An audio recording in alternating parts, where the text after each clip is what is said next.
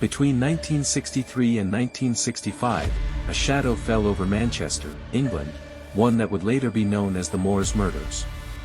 It began quietly, unnoticed, in a working-class neighborhood where two seemingly ordinary people, Ian Brady and Myra Hindley, were forming a deadly bond.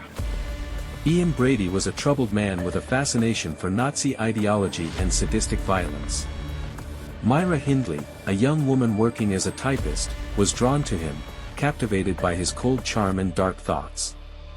Their relationship quickly grew intense, toxic, and dangerous. Together, they began to plot something unthinkable: the kidnapping, torture, and murder of innocent children.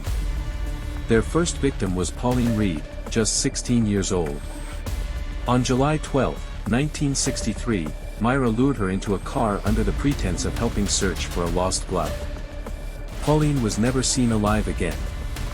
Her body was later buried in the desolate Saddleworth Moor. No one suspected the quiet couple. Then came John Kilbride, 12 years old. He vanished in November 1963 after being offered a ride by the couple.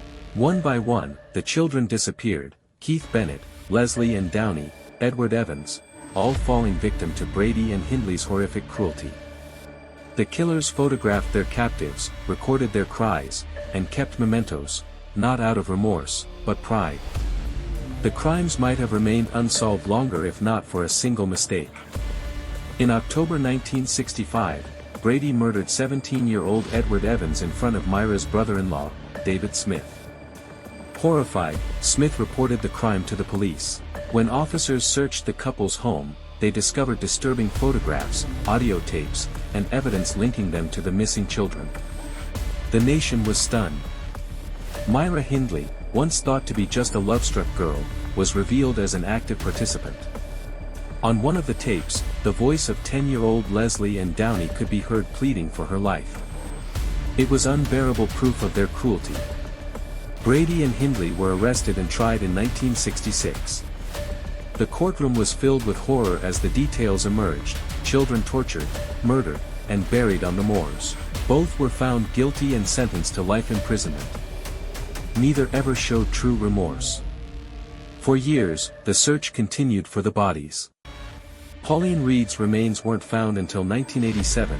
Keith Bennett's body has never been recovered, though searches continue even today. The Moors murders changed Britain forever. The faces of the victims became part of the nation's collective memory. The Moors, once peaceful, became a place of sorrow and dread. Ian Brady died in prison in 2017. Myra Hindley died in 2002, but their crimes, fueled by sadism and a desire for power, left scars that time cannot heal. The Moors murders remain one of the darkest chapters in British criminal history, a chilling reminder of how evil can hide behind the most ordinary faces.